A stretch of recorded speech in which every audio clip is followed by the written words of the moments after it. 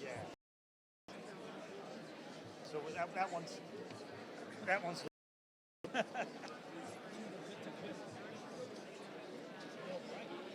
is a little bright. We were trying to get it toned down, and they said they couldn't do it. And they said no to Kara, and I'm thinking, that's really not a good idea.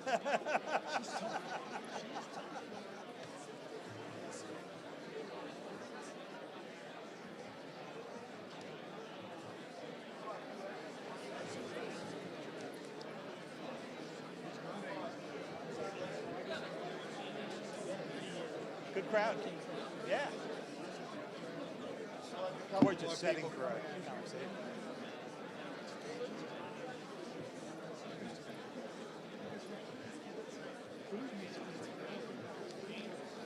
Welcome, everybody. Mr. Isaacson, and thank you so much for being part of this wonderful Homeland Security Conference. Thank you, Clark, for putting it on. Much of what we've talked about in the past day and a half keeps coming down to cyber attacks, cyber security, cyber threats, cyber defense. And there's really nobody better equipped to talk about this than Admiral Mike Mullen. He has the coolest. That's all right. We'll go get him. Admiral Michael Rogers. I know they shouldn't have let me do it. We do like Mike Mullen, too. And actually better than Mike Mullen is Admiral Mike Rogers. We couldn't get Mullen. We went with Rogers. He has the coolest title ever. The commander of the U.S. Cyber Command. Also, the director of the National Security Agency. It's very smart to have both those together, and very smart under you. And also our friend who has maybe the 10th coolest title in the world, which is Chief Washington Correspondent for the New York Times, our friend David Sanger. Thank you, David. Thank you, Admiral Mike Rogers.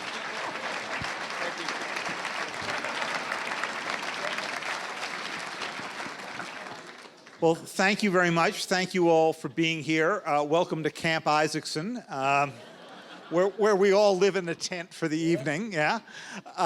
And thank you to my great friend, Clark Irvin, who's put on yet another terrific Aspen Security Forum. Well done.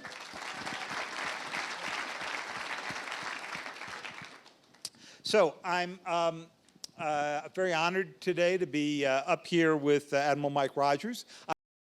These public interviews with Mike Mullen, we'll have to see if we can beat that. We got 2 out of 3, Admiral and Mike. So that's good. That's good. Admiral Rogers, in 1981, he then moved on as Director of Intelligence for the Joint Chiefs and the Command. I think when he and I first met, he was running Fleet Cyber. A lot of people didn't recognize at the time that the Navy had Fleet Cyber, but they were pretty busy. They were busy being attacked by the Iranians at the time, although I think that perhaps Admiral Rogers can't say yet who that was, but he got through that well enough to be the commander of U.S. Cyber Command and also director of the NSA. When the NSA Commission suggested splitting the 2 jobs, President Obama looked at it and said no. So there we have it. He was a graduate of the National and the Naval War Colleges. He was an MIT fellow. He was a Harvard National Security Fellow. Had many conversations on cyber issues in the 15 months since he took over. We've had a few vivid conversations about our coverage, but we seem to have managed to emerge from this able to still talk to each other. So I look forward to the next hour. So Admiral Rogers, in 2007, if you go back to the National Threat Assessment, which is turned out each year by the Director of National Intelligence, and you look for the section on cyber, you will discover it was a really short read. The word cyber does not appear in the 2007 National Threat Assessment. If you go to the last 2, 2014, 2015, it is listed as the #1 threat to the United States, ahead of Islamic State, ahead of North Korean nuclear programs, ahead of any other you think of. And if you think about just the past year, since we had a fair number of cyber conversations at last year's Security Forum, what have we had? We've had attacks on the State Department and the White House that so shut down the State Department's email systems that during the Iran nuclear negotiations last November, we had State Department handing us their Gmail accounts so that we could all communicate. We had the Office of Personnel Management, about which your boss, General Clapper, said, I guess he hadn't gotten the memo that you weren't supposed to say who this was attributed to, so he said, you've got to salute the Chinese for what they did.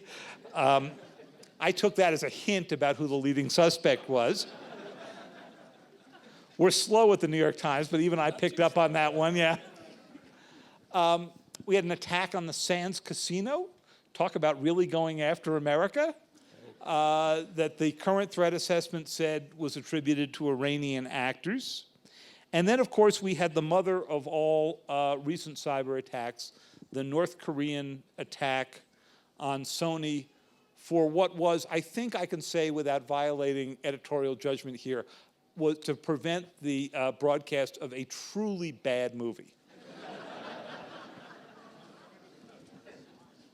As one of your colleagues put it to me once, if people go back 100 years from now and ask what started the conflict between North Korea and the United States, and you played them the movie, they would probably come out on the North Korean side. Seth Rogen. Yeah, right. Seth Rogen. That's right. Okay, so that's a pretty long list for 1 year. So tell us first, what's changed here? Why is it that we're seeing this rash of state-sponsored attacks? Well, I tell you what, if I could, before I answer the question, first, thanks very much for all of you for taking time from busy lives to spend an hour hopefully thinking about and interacting on a topic that I think is very important to us as a nation, about how we're going to secure these networks that increasingly are shaping our everyday life, whether you're in the government, in the private sector, or in our personal lives. On a personal note, who here is a local from Aspen? It's local. The reason I ask that is I have never been to Aspen before, and I got to tell you, I've heard about it and read about it. I am blown away by just how beautiful this place is. Because there's a reason why there's a lot of nice things here. So thank you very much for allowing me to be a guest in your community for a little bit. So in terms of, so what's changed? I think you have several trends converging. You've got more actors generating more capability, investing more in this. You've got a perception, I believe, that to date there is little price to pay for engaging in some pretty aggressive behaviors, whether it's stealing intellectual property, whether it's getting in and destroying things, as we saw in the Sony attack, whether it's going after large masses of data, whether OPM being the most recent, but go back to the summer of 14, and we saw a successful penetration of the largest health insurance company and the extraction of most of the medical record and the personal data information that they had. So you've got these together of more capability, more actors, in a sense, I think, at the moment, that there's not a significant price to pay. And so you see actors, nation states, individuals willing to do more. The last point I make is we generally will spend, I suspect, a lot of time talking about nation states, and I'm the first to acknowledge that tends to shape a lot of the way I spend my time as Cyber Command and as the director of NSA. But I would also remind people probably the single greatest sphere of activity in the the threat is criminal. It's still criminal if you just look at volume. But the most sophisticated attacks you've seen so far, most of them, there have been some very sophisticated criminal attacks, Target and Home Depot and a few others. But some of these most sophisticated, and we'll get to OPM in a moment because it was so fascinating, have been state-sponsored.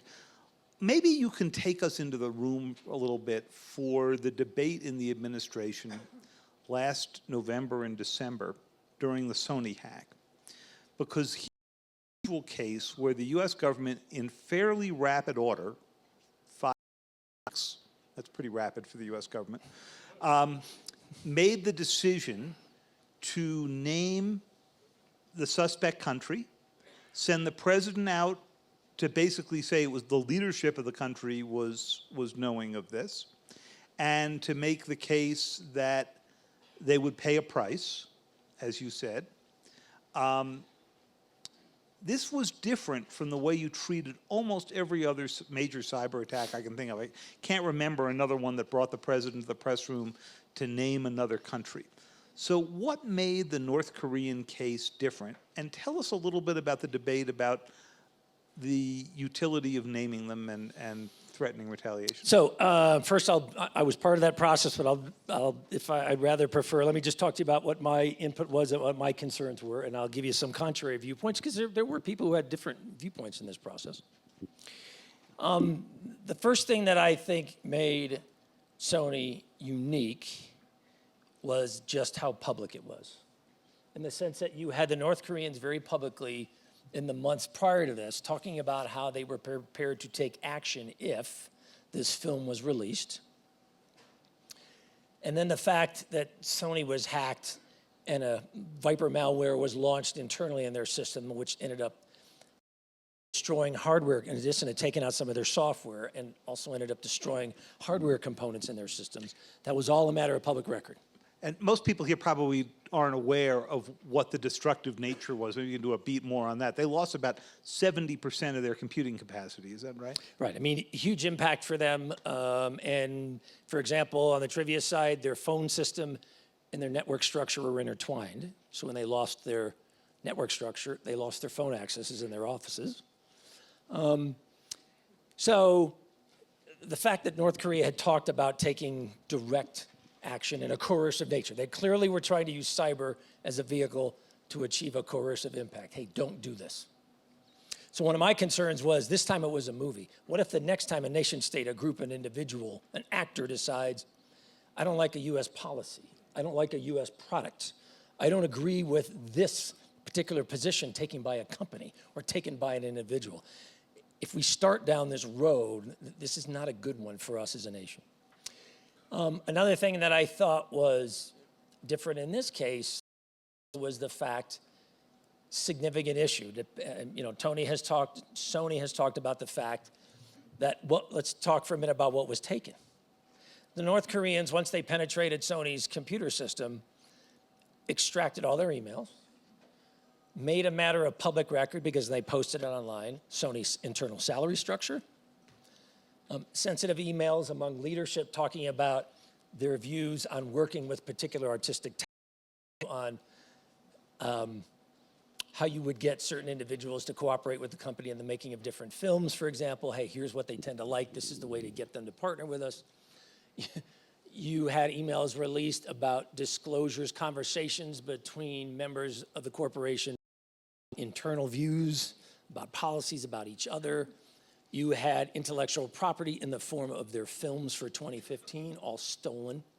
Copies of it all taken, downloaded to them, and made publicly available. I mean, the scale of it, Sony in some ways encapsulated everything we had seen before. Theft of intellectual property, theft of personally identifiable information, destructive activity, the use of a nation state to use cyber as a coercive tool. In the aftermath of all that, you know, my viewpoint was, number one, we cannot pretend that this has not happened. We must acknowledge that it. Number two, I also felt strongly we must attribute this to the actor who did it. And in this case, we also had very high confidence about who exactly it was. This was very high confidence, not only the nation state, but the specific actor within North Korea who did this. The third and final thing, and then I'll kick it back, was my concern was if we do nothing, then one of the potential unintended consequences could be, does this send a signal to other nation states, other groups, other actors that this kind of behavior is, and that you can do this without generating any kind of response? I didn't think that was a positive for the nation. My other concern, quite frankly, was, so if you're in the private sector, you're a company, you're receiving this attention from another nation state in this case. And if the government's not going to do anything, what does this drive the private sector to do? Do we start to get into the hackback? Do you get into cyber mercenaries? Do you get into this idea sector believes, well, if I can't count on the government, then I'm going to have to do this myself. And my argument was that is going to be incredibly destabilizing. And quite frankly, it'll complicate my life because the number of actors we're going to have to deal with out there within the cyber arena is really going to proliferate. And it's hard enough as it is now. Boy, wouldn't you have loved to have heard the conversation among the North Koreans when they saw the salary scales of the Sony executives? Well, you run the NSA. You probably did hear the conversation. Now you know why David and I have these conversations. So your concern was that if you let this go by, then you were going to, as you said, encourage others to go do this. But you've had many other attacks on major corporations that were not quite as public, didn't attract national attention because they weren't in the movie-making business, didn't have salacious emails about spoiled actors and actresses, where the US government basically said, you're on your own. There were attacks attributed to Iran, denial of service on banks. There have been attacks on there was the attack in which, believed to be China, took some of the designs of the F-35. And in all of those cases, the US government not only didn't make public name, but also didn't sort of announce in some significant way what the penalty will be. At least in North Korea's case, there were some modest sanctions. And as a change of approach? Well, I think in this case, the difference, what made Sony so unique was this destructive piece.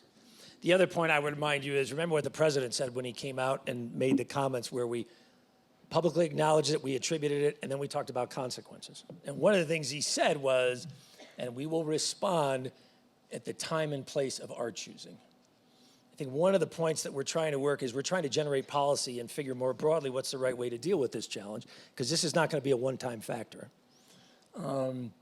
Is a one-size-fits-all approach probably isn't optimal, that we need to look at each situation for its specifics and make a decision about what makes the most sense in that particular context. Apart from those sanctions I referenced, which were announced in early January and attributed to this, has North Korea paid any price for this? Well, my comment would be it achieved the desired effect, at least in the near term. Which is to say the North Koreans Haven't haven't seen done... another one like this. Haven't seen one like Now, that. doesn't mean it couldn't happen tomorrow. First to Okay. acknowledge that. But in the near term, knock on wood, it seems to have achieved at least the near-term impact that we were hoping for. So let's take you to OPM. So There I was. there you were. Another three-letter agency. Yeah, another three-letter agency. Office of Personnel Management, always on the forefront of the minds of Americans thinking about the operation of the U.S. government. In fact, some of your colleagues argue that one of the reasons that they weren't paying enough attention to sealing up the records of an organization that keeps the security clearances of just about every federal employee and contractor is that they weren't thinking of OPM as a national security agency. They were thinking of it as a big, boring, bureaucratic record keeper. And I don't even think they knew that they kept a number of their records in the highly defended computer system of the Department of the Interior. To whom they So were... we're going for laughs. From whom they were... Mid-session. Is that my takeaway? That's it. So tell us a little bit here. You've made the opposite decision. You haven't, other than General Clapper's reference, there hasn't been an official sort of attribution. There has not been a declaration that the offender here would pay the price. And you could argue that the damage done here was on a vastly larger scale than Sony. I mean, we're talking about millions of personnel records and not just names and social security numbers, but anybody has ever filled out one of these standard forms that, you know, everybody you've ever met, everybody you've done with, the names of your kids and so forth. You've ever lived. Yeah. Every job you ever had. First, one of the lessons from OPM for me is we need to recognize that increasingly data has a value all its own, and there are people who are actively out there interested now in acquiring data in volumes and numbers that we didn't see before. So if you go back a couple of years, we had tended to focus on this idea of cyber in many ways as either focused on the theft of intellectual property, research and development, product, attempt to achieve market advantage, past decades of research and development effort and take advantage of the hard work of others. And we really hadn't come to the conclusion that perhaps not only is that of concern, but you combine the power of big data analytics and the fact that today, the ability to bore through huge amounts of data and find seemingly disconnected and unrelated data points and bring coherent meaning and insight, something that wasn't there in the past. You combine those two things together, and one of my takeaways from OPM, and we're looking at this broadly across the government, it's a focus for our team within the Department of Defense. Concentrations of large data now become incredibly attractive. It's not just about this idea of, hey, I want the plans for the F-35. Hey, I want to see what you're doing in acoustic technology. Hey, I want to see what you're doing in the development of advanced dye products, for example. That the world we're coming into now is the target set is getting much, much, from a defensive standpoint, makes the job even more difficult. So what do you think the objective here was? You said that the data itself is valuable. Valuable for what? I think it does two primary things for you. Number one, it, from an intelligence perspective, gives you great insight to potentially use for counterintelligence purposes. So for example, if I'm interested in trying to identify US persons who may be in my country and I'm trying to figure out why are they there? Are they just tourists? Are they there from some other alternative? There's some interesting insights you can draw from the kind of data you're able to take from OPM. The second reason that I think data becomes increasingly attractive is we are watching, in particular at the moment, you see this most common in nation states and the criminal sector, where you're seeing actors use their insights about people as individuals to tailor products in the form of emails that seem to you as a user so appropriate that you would receive it. It's from somebody I know. It's a topic that I really care about. It's an issue that I've been really focused on for a long time. As a vehicle to actually get you to open an email, click on an attachment, click on a video link, perhaps unrelated, that in the last 9 months, I am watching huge spear phishing campaigns coming out of several nations around the world directed against US targets. They're not unrelated to me. Are those state-sponsored spear phishing campaigns? Are they private? You Are they see criminal? both. You see both state and criminal entities using it as well. Okay. Let me ask you briefly about one country that's been in the news a lot lately, and then I want to turn to your cyber mission forces that you've created. So we've just concluded, the United States has just concluded a big nuclear agreement with Iran that, if successful, would freeze their nuclear program for 10 to 15 years. While those negotiations are going on, the Iranians have made no secret of building up a very effective cyber core. They've done at least 3 or 4 big attacks that have become public. One on Saudi Arabia, 2 that we've discussed here already in the United States, that casino that we talked about. Could you see a situation in the next few years in which the Iranians take the kind of effort that they have put into nuclear, a weapon you can't really use because of the retaliation that happens, and put that focus and effort more in the realm, a weapon that they've shown they can use?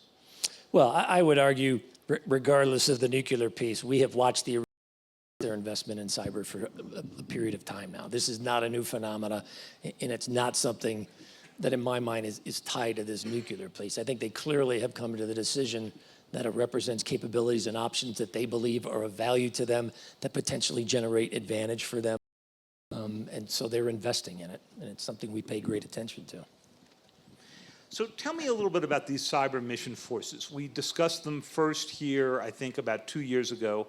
Ash Carter, when he was still the deputy secretary, came and was kind enough to go through an interview as you have.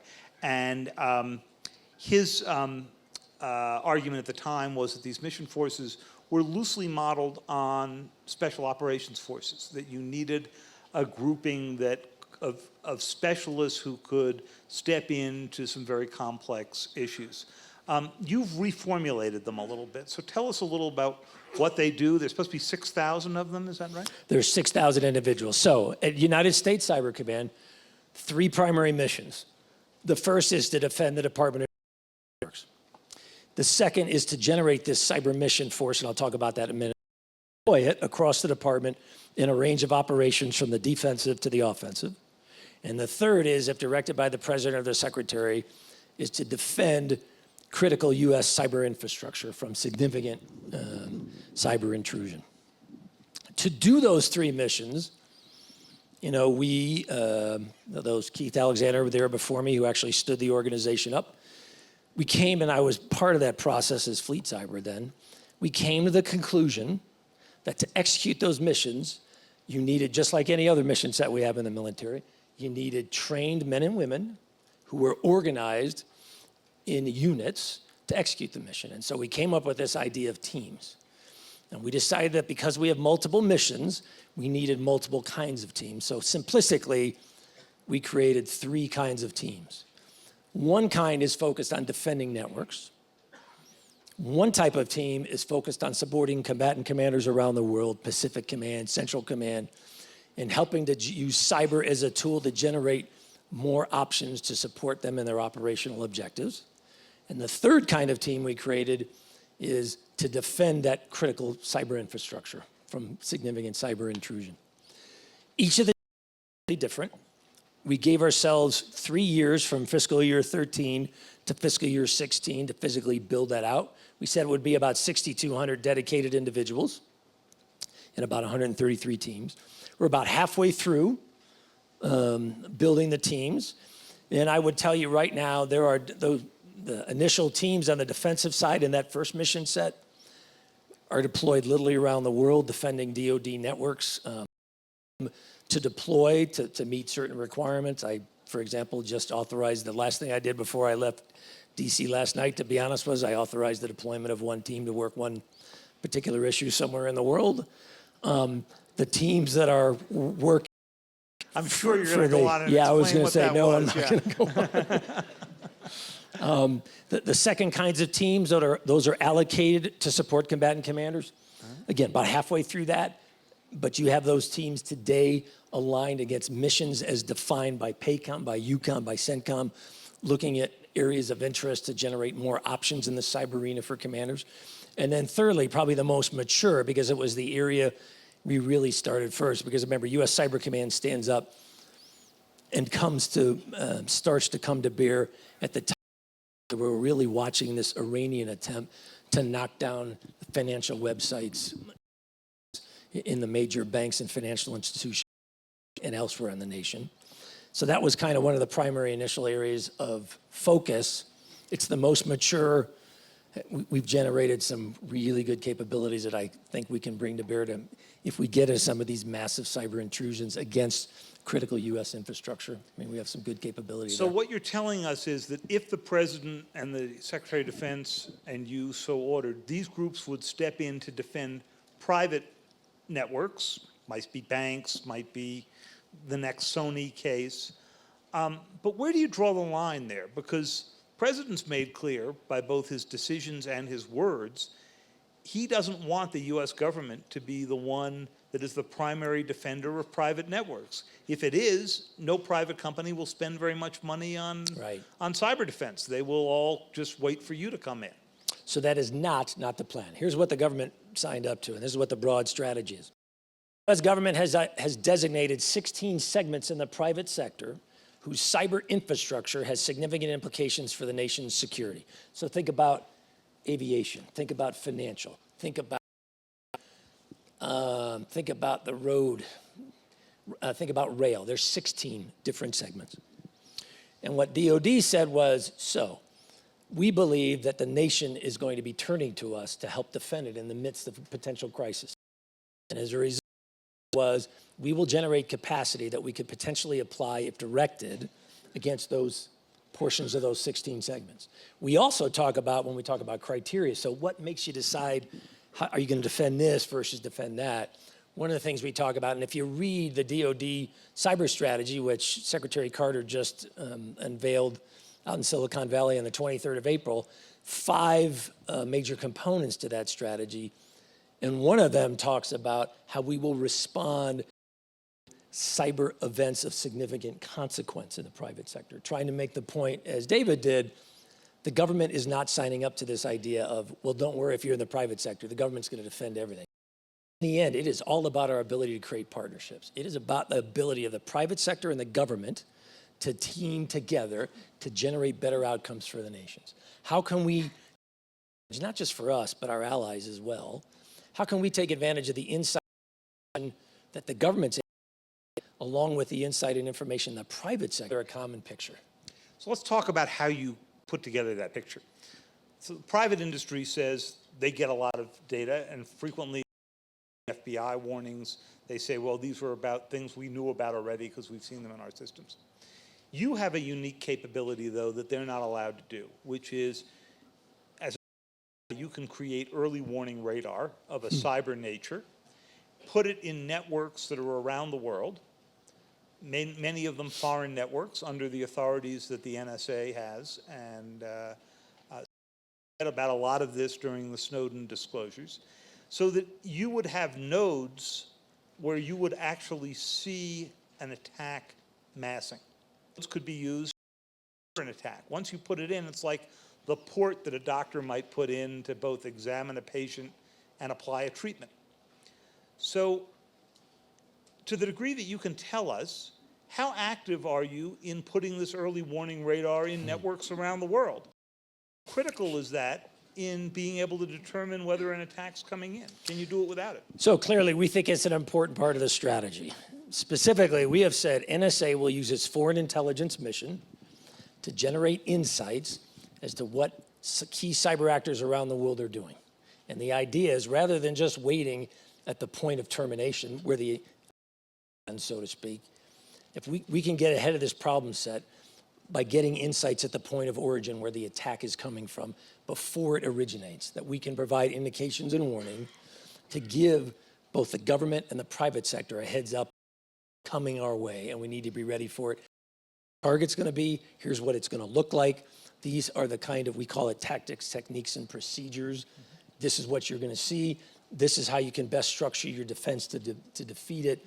Between NSA and U.S. Cyber Command, we try to do all of that with the private sector. Partnering, the final point is, remember, we're just one part of a much broader enterprise, both externally outside the government as well as internally in the government. DHS, the Department of Security, and the FBI, being probably within the U.S. government, are 2 biggest partners in that regard on the cyber defensive side. And how successful is the early warning? Think of the North Korea Sony case. You were able to build a case very quickly. It was North Korea, and you said you even knew the actors within North Korea. But I take it you didn't see that attack massing, or you would have done something about it before? In some cases, it works very well. In other challenges, as I said, you need to have both ends of this trend. In an optimal world, it's defense in depth. You want to work both sides of this. And so one of the reasons why the partnership is so important, using NSA resources to monitor and guard U.S. networks. That's not our mission. It's against the law. That's not what we're here for. But on the other hand, I do want to create a partnership where we're able to share information with each other. So in this case, one of the things that frustrated me about Sony, for example, was Sony goes to the U.S. government. We come to the determination that Sony was a criminal act. Designated as the lead, FBI NSA says, hey, we could use your analytic help. Will you partner with us in working with Sony? Sony, I thought, to their credit, I give them big accolades in this regard. They gave us everything we asked for. So we said, in order to generate the insights we need, here's the kind of detail we need. Sony did everything that we asked. We were able, the results of that, to generate insights relatively quickly about, okay, here's what we're seeing. But my frustration with Sony was, hey, this is great, but the horse is out of the barn. It really we need to be if I'm doing this after the fact. Why can't we have this kind of dialogue prior to the attack, so to speak?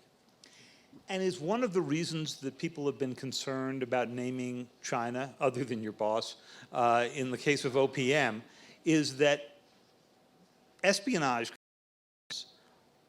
involve activity that NSA Cyber Command would do in response, because espionage is part of what the mission is. And therefore, that's in a category of basically permitted kind of, or understood actions between countries. So you may be able to put these warning in, but you may not want to blow the whistle because you may not want to create a precedent in which espionage is not acceptable on either side. I mean, I think it's clearly part of the discussion, but I'm not going to sit here and tell you, hey, it's the overriding factor that has led to the current decision to review this and assess what the right long-term way ahead is. I'm not going to argue that that's the factor that has brought us where we are today, but I won't deny for 1 minute that it's a factor that you do think about in any regard. So what are the implications on our friends and allies? We thought about that when we were responding to Sony. We think about in the OPM scenario. It's a factor we think about in every situation. When I travel around, particularly in Europe, I run into a lot of government officials whose desire to cooperate with you, either on the NSA side or on the Cyber Command side, has been dramatically limited by the Snowden revelations.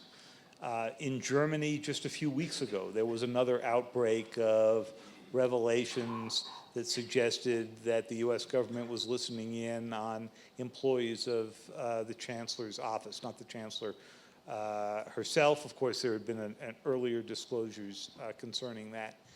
So tell us how you these partnerships when you've got countries from Germany to Brazil to many others who are talking off the internet to keep you out.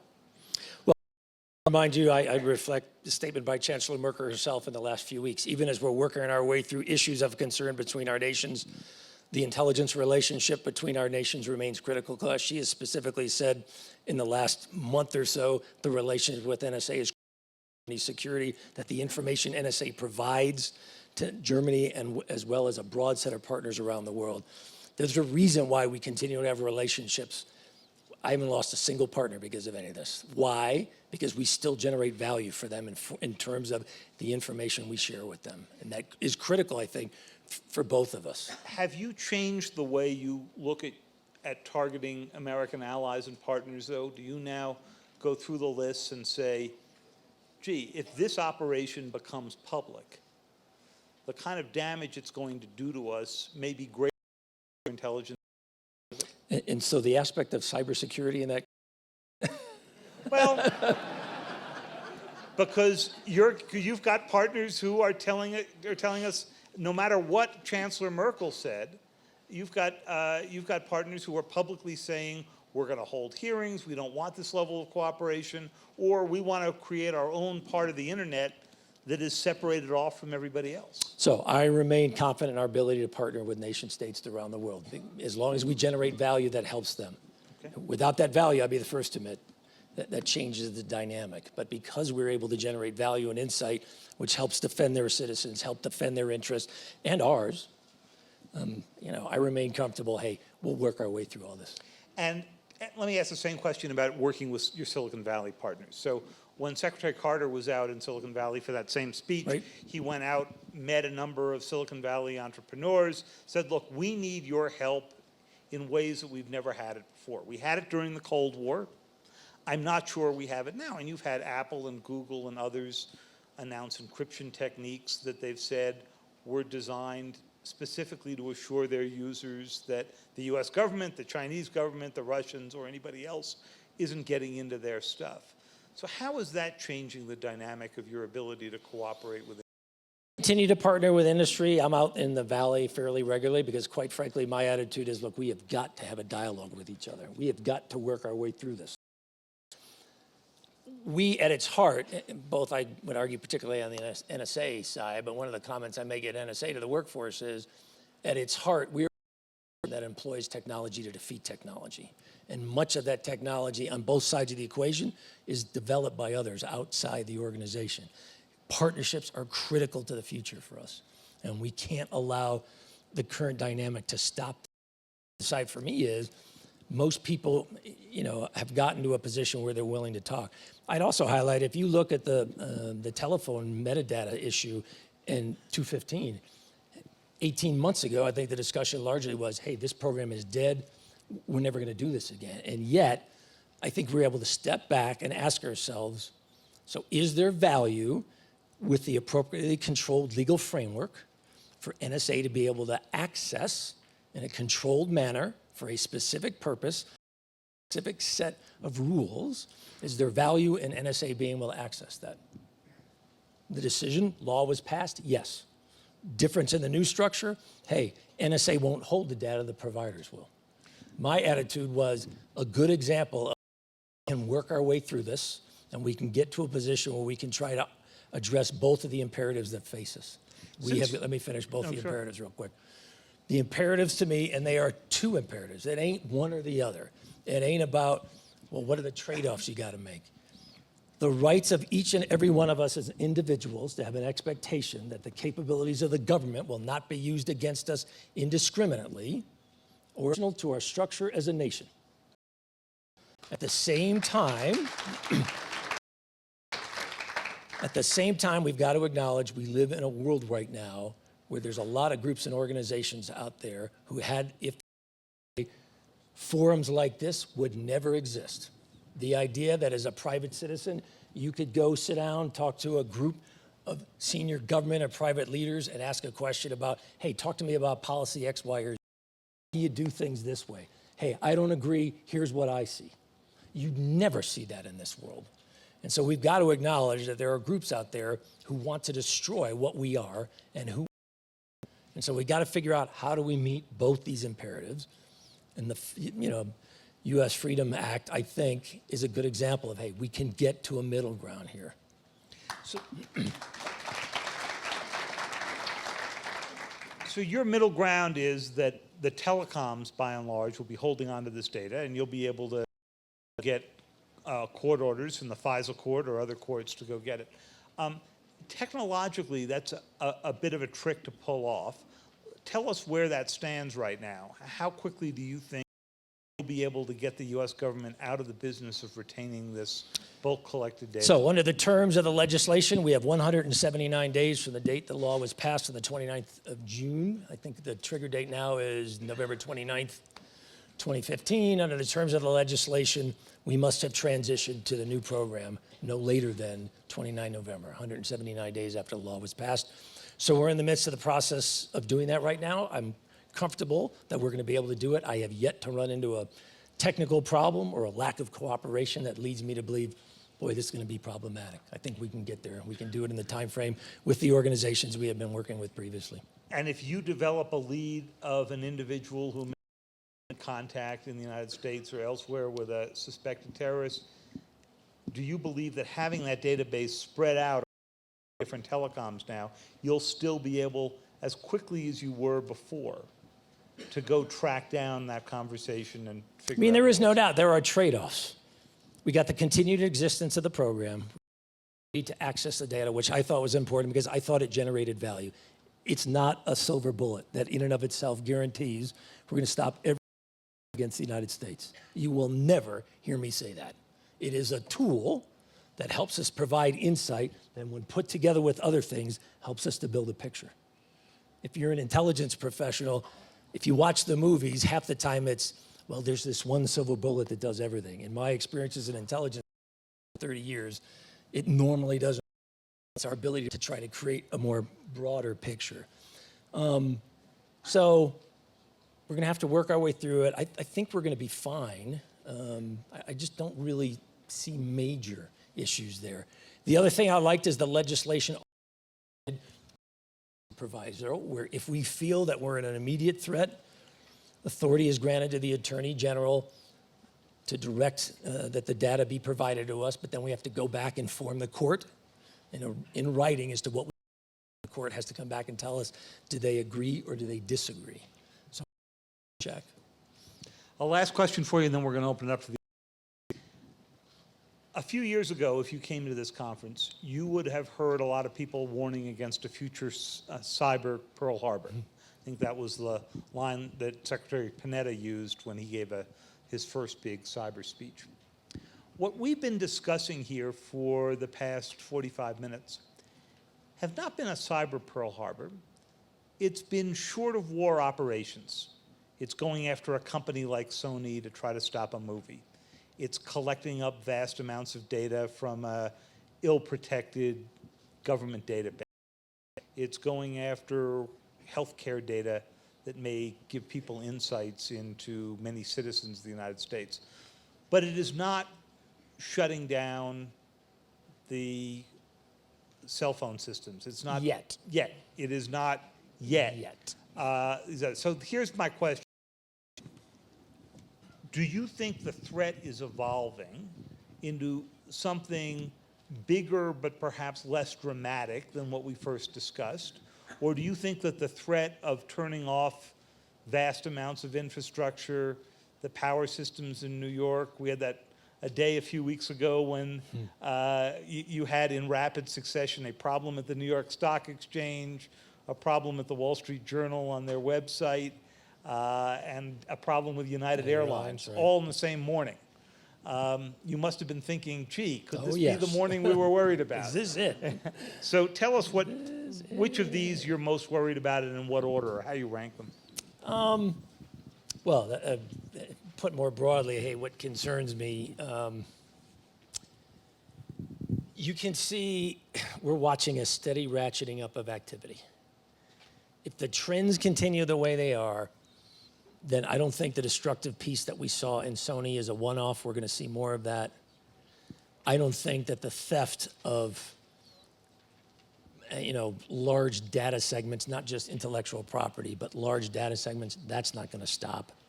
The intellectual property piece will keep going. The criminal piece isn't going to go change. As I look, so if somebody asks me, so what do you think is going to happen in the next couple of years? I think you're going to see nation states start to create partnerships with the broader as a way to attempt to confuse attribution. So it makes it harder for us to tell policymakers, here's who it was this nation, this particular actor. Because remember, a policy response in broad terms always starts with, the first question I always get, who did it? Always starts with, who did it? Then it's, how did they do it? Why did they do it? So you're going to see nation states attempt to obscure our ability to say who did it. Through criminal groups? You'll see criminal groups. I'm already watching that.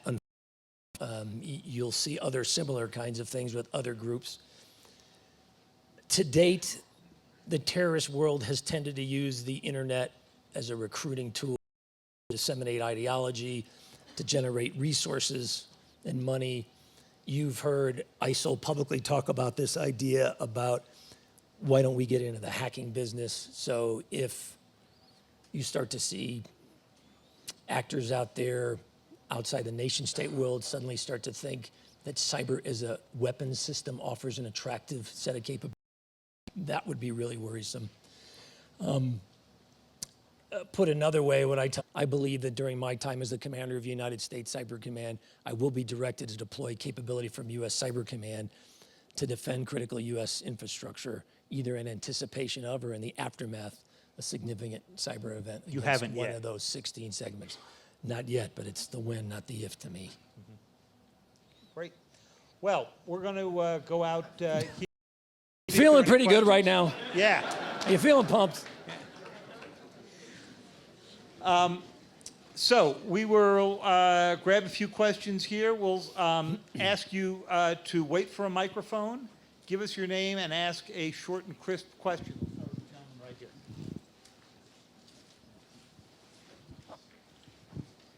Admiral Charlie Dillon from Hey, Duke. Charlie. Good to see you, sir. Recently, DoD issued its Law of War manual, has a pretty good chapter on cyber operations. My question is, do you feel that you have the rules of engagement that you need? Are they still evolving or what? So clearly, whether you want to talk rules of engagement authorities, we're clearly still working our way through this. The fundamental principle to me is we've built a good framework in the kinetic world. It's a good departure point for us. So I look for the same kind of broad trends. Proportion of response, appropriateness of response, the specificity and discreteness, so to speak, of the response. The same things that have conditioned my life in the kinetic world as a serving military officer for 34. That's the kind of point of departure for me intellectually in the cyber world. You see that in the framework, in the law of war. I think you'll see that continue to play out further for us. Okay. Let's see, we had a hand that was right over back in here. Maybe I don't see it now. So I'll go back right over here. Yeah. Yes. My question refers to something that Director said yesterday at the forum. He was talking about the fact that ISIL is one of the things that he worries about most. And then he mentioned encryption apps as how it is so difficult for him to follow this. So talking to you about the same thing, is it the length of the bit codes that is making it so difficult for you to decipher these encryption codes from ISIL? I won't get into this. I'm not interested in let an opponent understand exactly what it is that we on. I would just say broadly, commercial encryption right now represents a significant technical challenge. That was highlighted in the media leaks. We've watched terrorist groups around the world really focus on that. The standard process now, terrorist actor reaches out via social media, tries to generate as much contact with as many people as possible, creates initial contact in social media. Once they believe that the person they're talking to might be of value to them or interested, you'll immediately get a reference to switching to an encryption as a way to bypass security and law enforcement's ability to physically access the contents of the conversation. We're watching that play out all over the world now. For me, it's a foreign security and national security challenge. For Director Comey, he's seeing the same trends in the United States. I don't do that because we're in a foreign intelligence organization, but he sees the same trend in the ISO world. But now you're seeing the same trends where it comes to day-to-day activity in law enforcement in terms of crime. Broadly, what we're trying to come to is, so as a nation, given the change in technology, how do we address the need to ensure that people can't use this technology to attempt to violate the law or do harm to others, whether it's our nation or other nations? And we're trying to figure out, I think, what's the best way to do that? Realizing there's no one single answer and no one single side of this issue, whether you're the government or whether you're private sector, has the answer. This is all about how do we get together and sit down as a nation and figure out how we're going to do this. What's the right answer? Is it technology? Is it policy? Is it a legal framework? I suspect it'll be some combination of all of that. But we need to have this dialogue and figure out what's the right way ahead. Okay. We've got time for just one or two more. Gentleman right here. Yeah, I wonder if you'd explain more about the appropriateness of response. And I'm, is it a cyber? Is it military? Is it financial? And how that relates to the type of cyber crime that is committed. So one of the things we talk about is, for example, just because someone comes at us doesn't mean the response has to be in cyber. Much like one of the things we talk about inappropriate. So if I'm on a ship and I'm off an enemy coastline and the enemy fires a missile at me, I have the inherent right of self-defense. I can shoot down that missile. I then do not have the authority to use every weapon system on my ship and decide I'm taking out every cruise missile site in that nation. That's not the framework we have created all the time. That's part of this idea to me of appropriateness of response. And so much as we've done, we're trying to do the same thing in the cyber domain. So what is appropriate? What is the right context? What is the right application here? And there's no one size fits all. Every situation is slightly different. Just follow that one beat further. When you go into the new cyber strategy that the Secretary brought out, there's a brief reference to preemption, something we hadn't debated in Washington since Iraq days.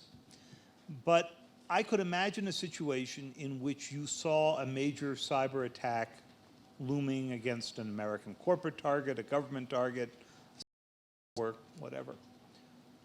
Could you imagine a situation in which the United States could act preemptively, primarily by cyber means, but not necessarily by cyber means, to stop either a private actor or a state sponsor from launching an attack on the U.S. would be damaging? So just as we have those kinds of discussions in the kinetic world, I fully expect we'll have those kinds of discussions in the non-kinetic world. And we'll decide at the time and place and the specific set of circumstances what's appropriate and what's not appropriate. Have you had a case yet where you have seen something coming and you've had to have that debate? I don't know if I'd phrase it quite that way. Clearly, we've had see things provide warning. Again, part of it goes to what's the purpose. You know, we'll sit there and try to talk about, so what's the intent on the part of the actor? So every situation is a little different. If we could, though, let's take a couple more questions. Sure. Because you guys came a long way and you waited. You waited, so that's the least we can do. Admiral, my name is Mark Jabelli, and I'm one of the Aspen scholars. I'm curious, when it comes to these sort of cyber forces that you're trying to stand up, how are you recruiting and training, and how are you getting people who may not necessarily be interested in a 20-year career in the military uniform, or may have smoked pot in the past 7 years, who may have the type of skills that you are looking for? I thought I was going to hear, well, I have this friend who smoked pot one time. And then maybe go out into the private sector and more generally raise the level of cyber hygiene. That was something I was talking about earlier today. I'm sure none of the coders you need have ever touched pot. Yeah. So, on the positive side, we are not having a problem to date either accessing the talent we need or retaining it.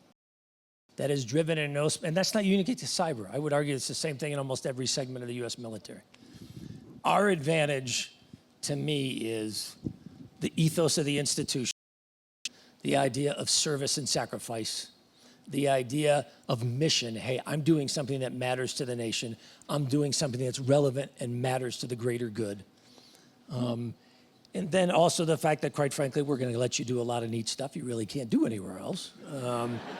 That's another aspect that I don't diminish. I get a lot of people say, I really want to get into some of that stuff. Impact is, to date, we have been able to recruit in both the numbers and the quality, and we've been able to retain them. I always worry, is that going to stay the same over time? When I think about the future, the comments I make both at NSA and US Cyber Command are the traditional pattern we've had where our workforce tends to stay with us for decades. When I'm out in the Valley, is you work for us anywhere from 2 to 5 years, and then you move on. They are amazed when I tell them our average the high-end workforce that I use and some of the neat cyber stuff we do, they'll be with us 20, 30 years because they love the mission, they love what they're doing, they get this sense of return and really self-actualization. One of the things I think we need to do in the future is how can we create a model where people can spend time with us, go to the private sector, and come back? Also, how can we create a model where people from the private sector can come into us? And it isn't necessarily at a starting level. Hey, why can't you come join us at the mid-level? Why can't you come be a senior with us? Hey, it doesn't mean that we're going to grab you from and say, how'd you like to be the director of NSA? But it does mean, hey, we could put you in a significant leadership position where you could be helping to shape the future and how we're generating technology and how we're applying technology. Hey, you really could bring value in that regard. That's what I want to get to. And the last segment that interests me, and this one always gets the lawyers going. One of the things that the whole aftermath of media leaks, I'm watching that think they understand each other but are talking past each other. When I talk to my workforce about, so tell me what you think about your teammates out in the Valley, for example. I'll often get, hey, they're focused on money. Hey, they're just interested in short. And I'll say, stop. If you ask them what their vision is, we are harnessing the power of technology to change the world for the better. Hey, I tell my workforce, good for the nation, and I'd love to have people like that with that ethos in our workforce. Likewise, when I go out to the Valley, I will sometimes get, well, your workforce is the one that didn't want to work with us or wasn't good enough to come work for us. And I'll often say, now let me understand this. You're recruiting my guys like there's no tomorrow. So you're telling me that this is a workforce that really, they weren't good enough. Let's not kid each other. I just watch these two segments at times really talk past each other. Each thinks they understand the other. I'm not sure they do. And so one of the things I have talked to the team, not only about our people going out, but hey, why can't we get private industry to come in and work with us? Hey, company X, Y, or Z, you want to send somebody in to work with us for 1 year on an internship kind of program? Get a sense for who we are, how we're organized, what we do, what we don't do, what technology is important to us, where could we get value from what you do so you understand what we do. I'd really like to see how we can model the workforce of the future a little differently, just because I think it's where we're going to be driven anyway. Good.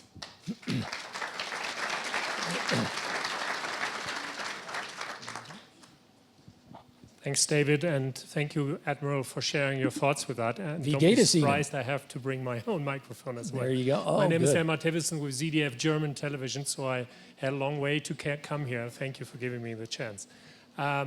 Number one question would be, there have been so many documents coming out of the Snowden leak, plus the WikiLeaks, David mentioned it in recent weeks, but there has been next to nothing in all those documents on Russia and on China. So there are people who are suggesting, well, maybe there's a reason to it. There could be an orchestrated intelligence operation behind it. How do you feel about those theories? And if I may, because David brought it up, I have to ask the other question as well. In those recent documents from WikiLeaks, of course, and David mentioned it, there was the proof that German government officials, and not few, many were targeted by NSA. And I understand that you won't give me a specific answer, but hypothetically, what would be the reasoning behind spying on friends? So let me take the second one first. As a matter of general policy, I just don't talk about the specifics of intelligence operations. So broadly, what I tell people is, look, every nation is trying to understand the world around it. We have specific tenets that drive what we do. We have shared with our allies around the world what those broad tenets are, what we do in broad terms, and why. There's a rationale for everything we do. It is tied to a specific national security objective. We are very specific in sharing with our allies around the world, to include our German teammates, the insights that we very much acknowledge and realize that we're part of a broader partnership, and that this relationship has to generate value for both sides. In terms of the first part of the question, it's not by chance to me that the leaks that you have seen publicized to date sure seem to be oriented in an attempt to drive a wedge, to try to harm relationships. You're not seeing hardly anything about some of our very traditional kinds of targets, and I think all of us would feel very comfortable as a nation. Well, I hope you're paying attention to that. I hope you're generating insight against that threat. I hope you're generating knowledge that helps ourselves and our allies deal with it and anticipate it. Instead, to me, much of what you're seeing seems to be focused to achieve very specific outcomes. So I just think it's up to us to step back, use our own experience, use our own perspective, and decide, so what do we believe, what do we not believe? Gentleman straight back here. There's a mic coming to you. Disadvantage of being in the middle, sir. Thank you, Admiral Steve Shapiro, and thank you, David, for calling on me. With all the discussion of the recent cyber policy and its release and the concept of significant consequence, although we've touched on this in an earlier panel or two, I am curious still about drawing the line between cyber espionage and cyber military or .gov, et cetera, et cetera. It seems like it's an almost arbitrary line. And in this regard, I'm struck by recent news reports with respect to the OPM breach, which can do national security, that it's being treated with the etiquette of Cold War espionage. Not only are we not making attribution, we're not even taking steps to backwash data and perhaps damage it for future use. We're essentially, according to the news reports, doing very little in this regard because it's under the category of espionage. So I wonder if you could comment on how that line is drawn, whether you think it's a real line, and if you do, are you gritting your teeth while this nothing is going on? So the first comment I would make is, just because you're not reading something in the media doesn't mean that there's not things ongoing. So I argue, let's step back and see how this plays out a little bit. And I'm the first to acknowledge ongoing. More broadly about how do you get into this, well, how do you define consequence? How do you define significance? Is it you want to do it by some dollar figure? Hey, if you cross the 100 million, 300 million, $1 billion threshold, is it loss of life? Is it significant impact on day-to-day life for Americans? Is it a threat against the value? One of the things we were talking about in the aftermath of Sony was, does this represent an attack against the very values of our nation? Freedom of expression, freedom of the media, freedom of the press. And we're asking, have we tripped the threshold here because we've gone against our values and our legal framework? The conclusion we've come to is every situation is unique. We need to do it on a case-by-case basis, and we need to work our way through what are the implications of if you do or you don't, so to speak, publicly attribute, as we did in the Sony case, where we came to the conclusion we felt we needed to acknowledge, attribute, and talk about consequence, and do it publicly. So take us through the analysis of this case, where damage to national security is quite potential. Well, because OPM is an ongoing issue, I apologize, I'm just not going to get into the specifics of the ongoing discussions here. But I would acknowledge, hey, to date, different response to OPM. There's a thought process there, but I'm the first to acknowledge we have to date taken a different response to OPM. One last question. Take someone over here. Uh-oh, you're out, sir. She's pointing you out. First of all, I want to thank you for coming. This has been a very thoughtful discussion. And unfortunately, there's so much that has been read and we hear in the news. And there's been a lot of talk about we're really not ahead of the curve in terms of being prepared for this type of, and I was just wondering, some have said 10 to 15 years that we're kind of behind. And I'm not trying to say that that's a good thing, but is it something that, what can we do to either catch up or not look at it that we're behind? So we are clearly behind where we need to be. I would argue collectively as a nation and in many segments within the nation, to include the government. The positive side is, I always remind people, the first steps to solving a problem is recognition.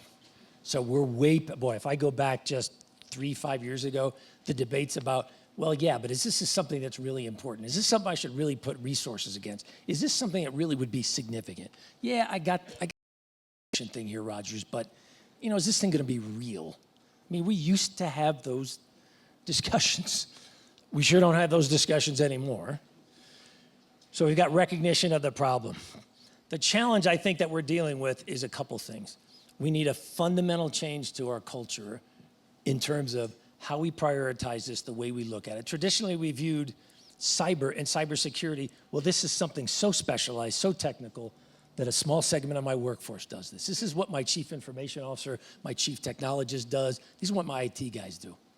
As a member of a board, as a member of the C-suite, as a CEO, hey, that's not my job, that's what they do. I pay them good money because the expertise is so unique.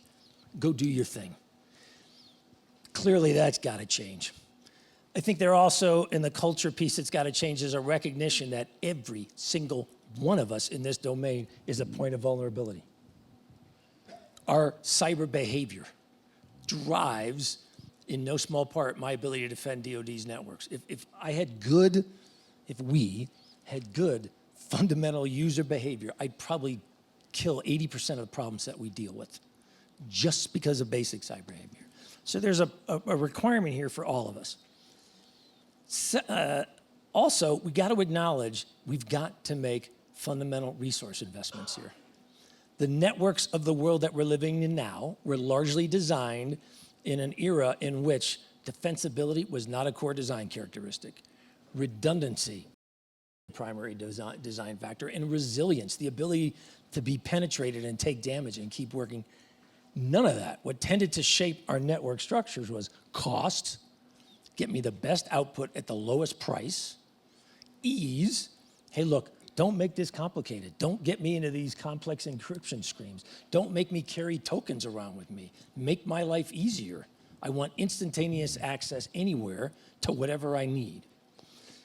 I think we've got to clearly acknowledge we need a fundamentally structure here. Put another way, with our current network structure, at times I feel like we are fighting with one hand tied. Thing is inherently indefensible. And if we don't change this dynamic, we're on the wrong end of the cost curve here, and we're on the wrong end of the mission outcome curve. And that, as a military guy, it drives me up the wall. My culture is get ahead of problem sets. See the problem, anticipate, get ahead of it. Optimize yourself for success. See the environment you're dealing with and anticipate. The current structure is really not optimized for us to do that. So you're seeing investments being made both within the department, within the government, but we're doing this in a framework in which overall budgets are declining, money is tight, and we're trying to ask ourselves as a nation, so how much do we? And that conversation is being held for each of us individually. It's a topic my wife and I talk about. What's the right level of security investment for us at home in terms of cyber? Corporate entities, towns. I'm sure Aspen is thinking to itself, hey, I've got a lot of interesting information from the taxpayers in this community. What am I doing to ensure that the records, the information that our citizens are providing us, whether it's in a town, whether it's in a state, whether it's the federal government, is being appropriately protected? The other point I make to everybody is it took us decades to get where we are. We are not going to fix this problem in a year. And so oftentimes we have this incredibly short focus. Hey, let's do this 6-month campaign. This is hard work that's going to take years to get where we need to be. And just like we're seeing in the counterterrorism threat area with ISIL and others, this is not a problem in years. Dedicated, long-term, multidimensional aspects to this problem, and we got to be dedicated to the long haul. And with that, I just thank you all very, very much for your time. Thank you very much. Thank you, Admiral Rogers, for the conversation.